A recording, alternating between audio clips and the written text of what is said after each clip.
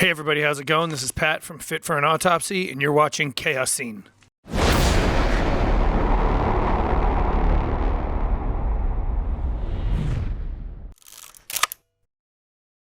Okay, so hello everyone. We are here today at the House of Culture in Helsinki, Finland. I have Pat from Fit for an Autopsy as guest. How are you? Good. How are you today?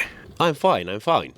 So, last day of this tour with Killswitch Decapitated and Employed to Serve. Yes. So how has it been? It's been incredible. Tour's been great. First half of the tour was also with Hatebreed. So we did a week and a half with Employed to Serve and a week and a half with Hatebreed. And then Decapitated and Killswitch was on all of those dates. And then we left and went home and then came back. And then did 3-ish weeks with Employed to Serve, Decapitated, and Killswitch headlining, and it's been incredible. In terms of this tour and Killswitch Engage being quite influential band to the whole metalcore genre itself, have they ever been an influence to you? Well, sure. I think Killswitch Engage is one of those bands that really honed in on how to be heavy and melodic at the same time. Yep. And, guitar banter between Joel and Adam is incredible. Their rhythm section's just dead on. And Jesse and Howard were both incredible frontmen. Yeah, they are. Incredibly good singers, vocally, stage presence-wise, everything. It's a total package.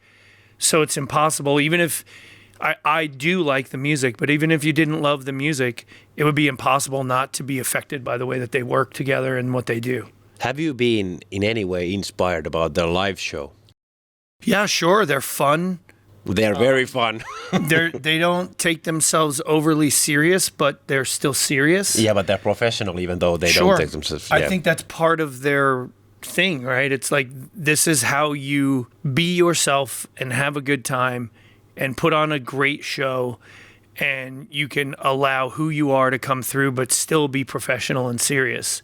Jesse's a very dialed in, empathetic person, and he understands people, and he's not afraid to talk about things that, could be considered mental health issues or, on stage talking about what the songs are about and how they affect him the same way they affect the people that listen. And then Adam is just this big fun, he loves a good goof on stage, and Joel's laid back and easy. Mike is in the pocket. Justin's just ripping. It's a really great band to watch live. There's a lot to take away from, even if you don't apply it in the same way, it just teaches you that it's all right to kind of just do what you do and have fun and make good music. So in terms of your own influences, what were the metal bands that got you into heavier music in the first place? Well, when I was younger, my older brother got me into thrash metal and hardcore, specifically northeastern hardcore punk rock. I would say the earliest bands that I was listening to when I was a kid in the extreme world were probably the most extreme at the time. Slayer, Anthrax, Exodus, Testament, Bay Area bands. All the Bay Area thrash bands. But then Corrosion of Conformity, before they were a Southern influenced rock and roll band, they were kind of a street punk thrash metal band. So I was listening to that kind of stuff, and then started getting into hardcore bands and listening to more and more hardcore as I was in the late 80s, early 90s, and Madball and all the New York bands, Marauder in the mid 90s, and, bands from Boston, bands from California, punk and hardcore bands. I really dove into that for a while. And then also Deicide and Morbid Angel and Obituary. It was just a culmination of music. I was definitely into punk and hardcore more than anything for a long, long time, but other music still bled into that.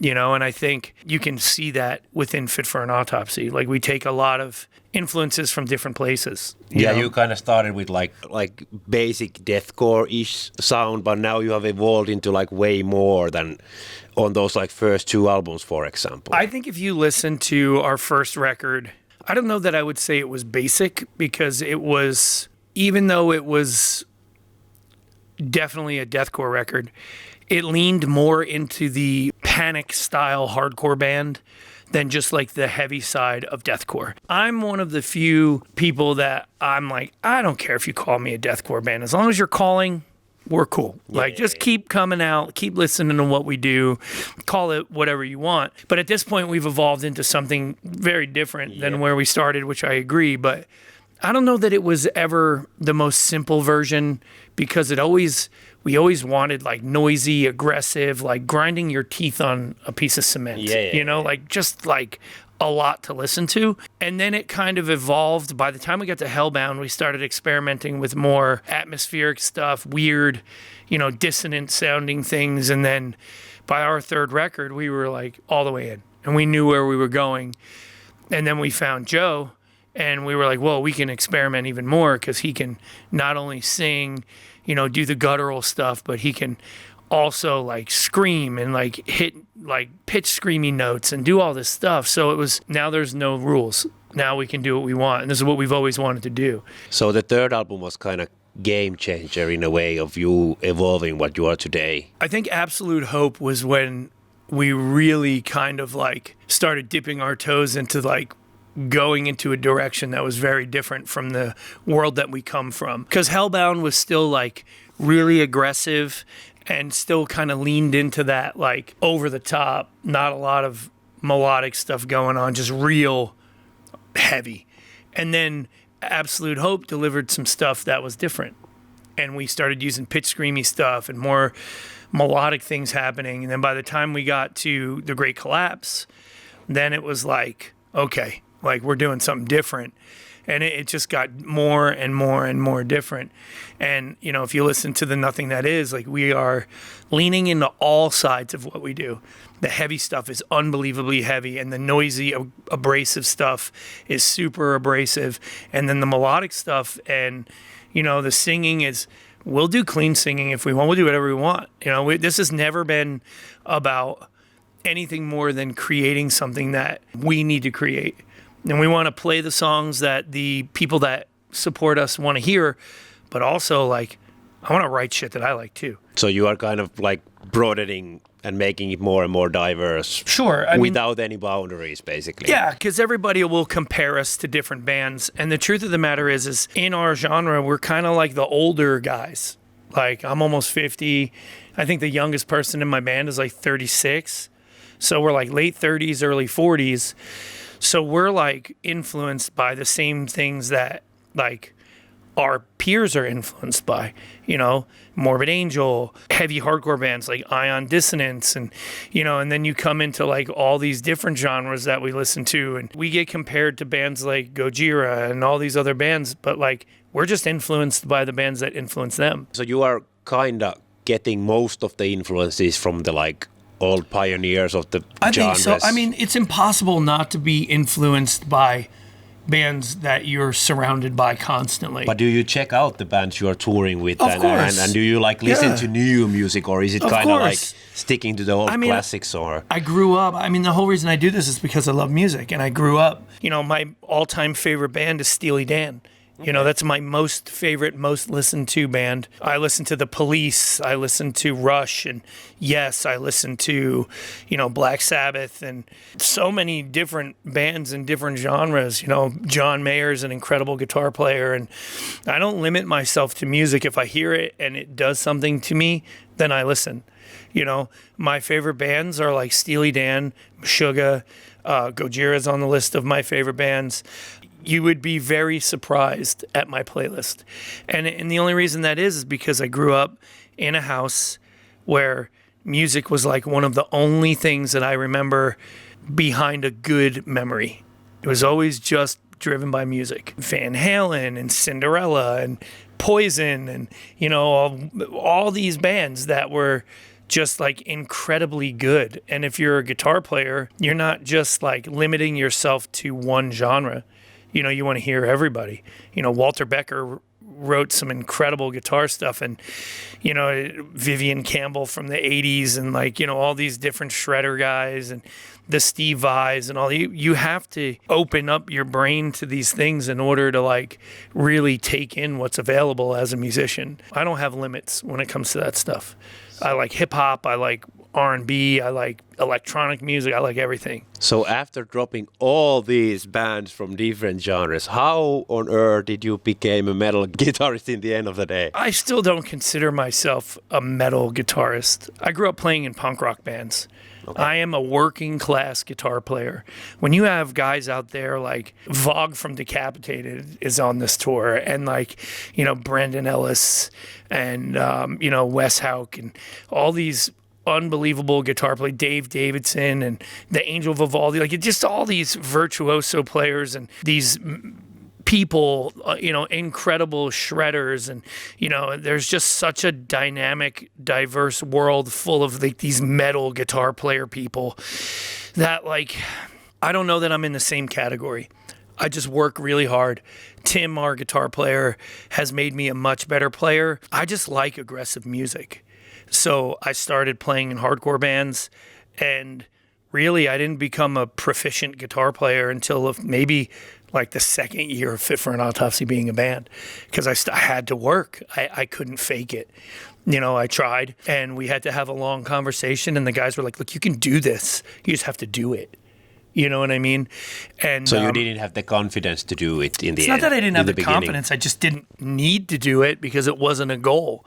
I didn't ever really think about, you know, I need to be this great guitar player. I was just playing chords and heavy bands. So when did this all came to be a goal for you? I think when the band started gaining a little bit of success, I realized that if we were going to continue, I had to start putting in the work. I've taken lessons with Dave Davidson. I've taken lessons with Nico Santoro from Darkest Hour. I've taken lessons from Wes Hauck. I've taken lessons from a bunch of really great players. Angel Vivaldi was like one of my early on guitar teachers, and he is a monster player. You know, I pay attention to all these different players, and now like I feel like because it's my job and it's what I want to do, I have to keep up with these people. I might not be as good, but I have to be able to keep up. But is that technicality like all in all when it comes to playing? When you see like those biggest rock songs of all time, those are not the most like technical stuff. Sure, but that's not what I do. I don't play in AC/DC. I play in a band that demands technicality a little bit. Technical ability. Yeah. So I had to learn. And it's been an interesting ride, that's for sure. You know, it's forced me to kind of work hard. And playing in a band with Tim and Blue, like, they're such pinpointed sticklers on this is wrong, play this right, you can do better than this, you're a better player than this. Like, you know, giving me the confidence I need to work towards being a better player. And, you know, Dave taught me a lot about how I learn.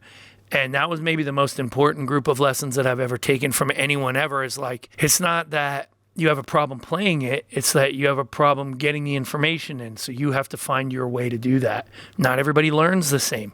You know, maybe you struggle until you figure out, oh, it's not that I can't learn it, it's just I need to learn it different.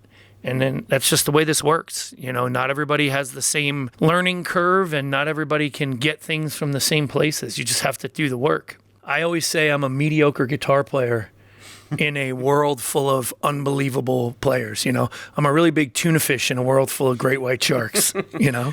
But has it been like a big challenge? Like you said, that the band has also like evolved musically quite a bit from the early years. Yeah, it's been a challenge. So you try to sort of challenge yourself with every album that you put out. Sure. And, you know, Will is the main writer and contributor in Fit, which is definitely an outside the box thing. He's a really good, super creative writer. And he writes in a way that challenges us every time. It gets hard, and then all of a sudden it's easy. And you're like, okay, I know how to do this thing now. So, you know, don't get it wrong. Like, we have to work. And I think we sound great live because we put the work in. You know, we sit down, we talk to each other. We're not afraid to say, okay, you're not playing this right. Or, you know, we've been on tour for a month and a half playing this new song. And just now, Blue, our bass player, was like, hey, are we playing this right? And we went over it and we're like, yeah, we're playing that right. Yeah, we are. It's okay. We're good. Yeah. But that kind of tells you that you are actually caring about what you are doing. People are watching me. Fuck. Like, everybody's watching. Like, There's always those guitarists who are watching front row that dude fuck up that note. Oh, you know, and it's like, Yeah, of course I care. I want to be the best version of the band. But is it more about the performance and the actual show itself, or that you are actually hitting every note, or Yes. or is it equal? Yes. Or We have a rule in the industry, and that rule is that you're probably going to give up 10 to 15% of your precision to put on the show. Nobody, like bands like Dream Theater and then all these other bands, they're absolutely incredibly amazing at playing guitar.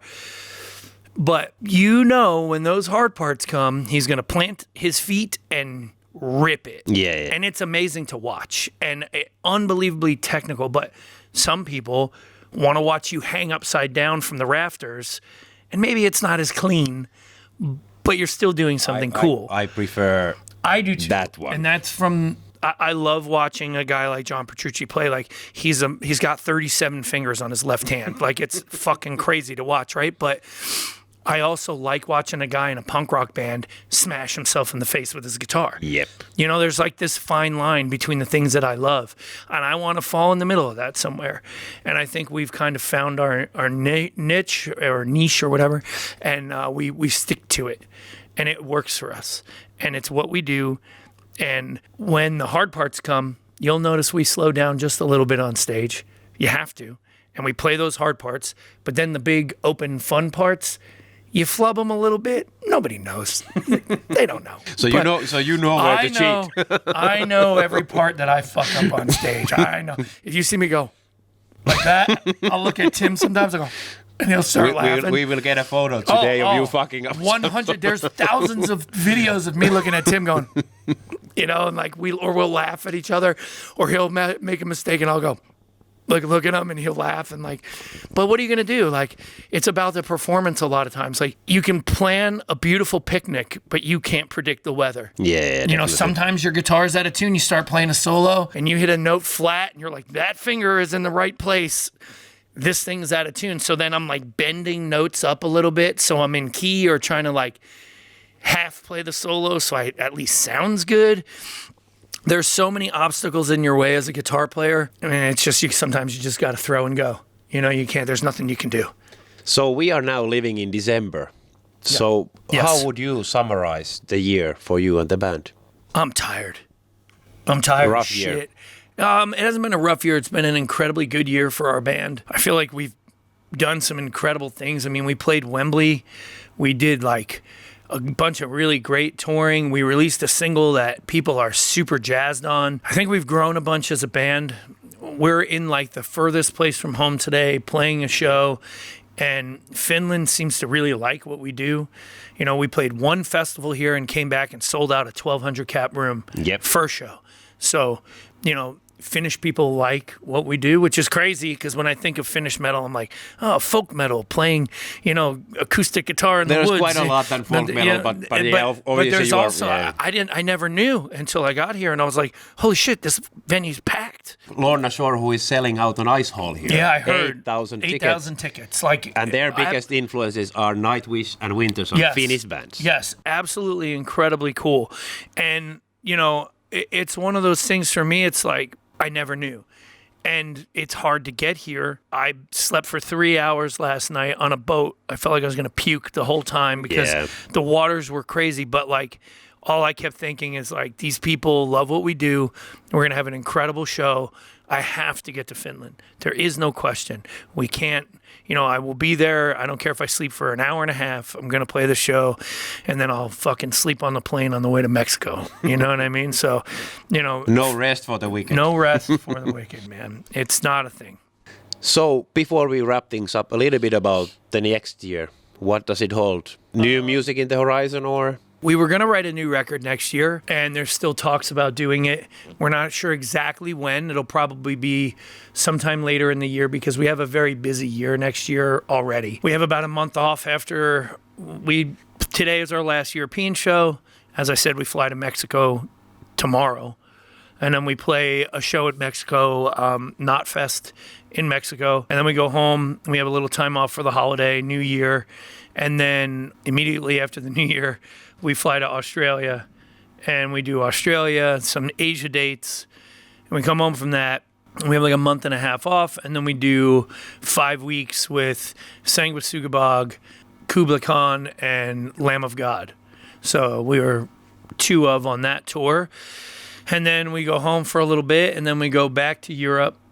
Summer festivals. We do summer festivals at the end of the summer because we did early summer festivals. So like Bloodstock, Summer Breeze, Wacken Open Air. You know, we're coming to a bunch of those, some smaller ones. I think we do Rockslat. Like we have like a cool, like maybe month's worth. And we do some off dates with Die Artist Murder. We do some off dates with Lamb of God. I think Bleed From Within is on one of those shows. So that's a big end of the summer run. And then we're going to start kicking new music around. There's some talks of maybe doing a single, just because we like doing singles once in a while. So there's some talk about that. After we do that, there's also been some talk about some fests in the USA, which I'm not sure what's going to confirm or what offers we're going to get, but I know that's happening. Then we'll put out another record, and we'll do it all over again. The basic circle never ends. You know, a band like Fit for an Autopsy, I feel like our supporters or fan base or whatever you want to call it demand that we put out music and go play shows. And I like my job. You know, it's cool. So I get to do that. It's just, we need a little recharge. It's been, by the end of next year, it will be 2.5 years of consistent touring. That's taking its toll. It's taking its toll. You know, my son is like 40 or something. Every time I go home, he's older. And, you know, life is changing. But this is still what we do, and it's what we love. So we're going to keep coming back and keep trying to get to Finland and all these places that are far from home and play for the people that care about what we do and just keep pushing. You know, it's what we do. Thanks a lot for doing this with me. Anything you want to say as a closure to all the fans? To everybody, you know, Finland, Scandinavia, all these places that are difficult to get to, like, we will continue to try to get here because there's not a lot of places that support our band in the way that you do. I feel like we've grown in these places a lot more than other places in the world, and it's because people like you guys support extreme music. So thank you to everybody here that shows up and listens to what we do. And, you know, we're going to see you for a long time. And, you know, we appreciate all the support. Thanks a lot for doing this. Yeah, thank you.